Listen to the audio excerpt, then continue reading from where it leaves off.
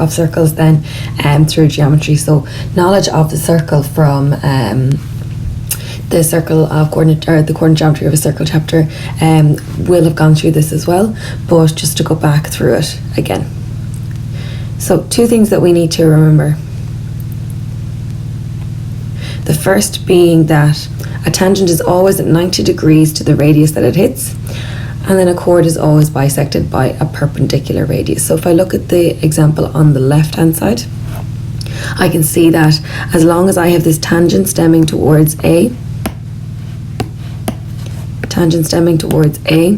then I will always have a 90-degree angle here from my radius hitting the point where it's a tangent. If we go to the one on the right hand side then, I have my circle drawn here. I have a chord AB, the blue chord going down A to B.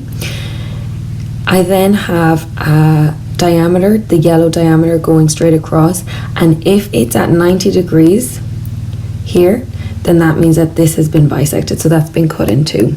And the converse of that also is the same. If this has been cut in two, then that has to be a 90-degree angle. Right, let's take a look at how we could use this then in a question. So looking at these 2 questions here, let's go to the one on the left first. So if I'm looking at that question there, T is a tangent to the circle with O at P. Find X and Y. So I know that if P is the tangent and this is my circle, that this whole part here is going to be 90 degrees. So I can find out my X value very easily by just saying 90 minus 50 gives me 40 degrees. Okay, and that means that I now know that X is equal to 40 degrees. The other thing that I know is that because this is a circle in a this is a triangle in a semicircle, that this will also be 90 degrees.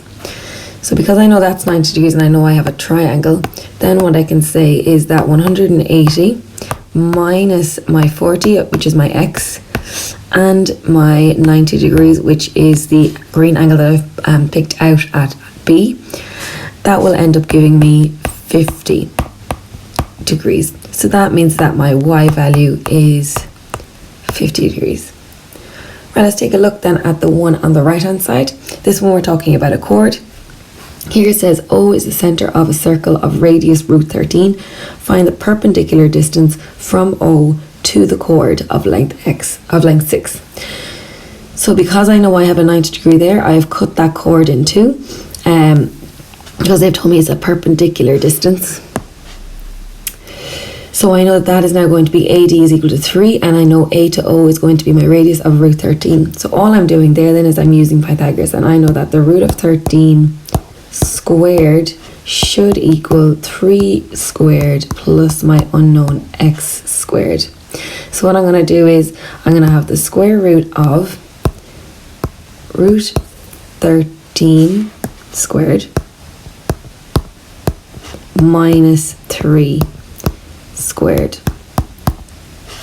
So when I put that all into the calculator, I end up getting 2.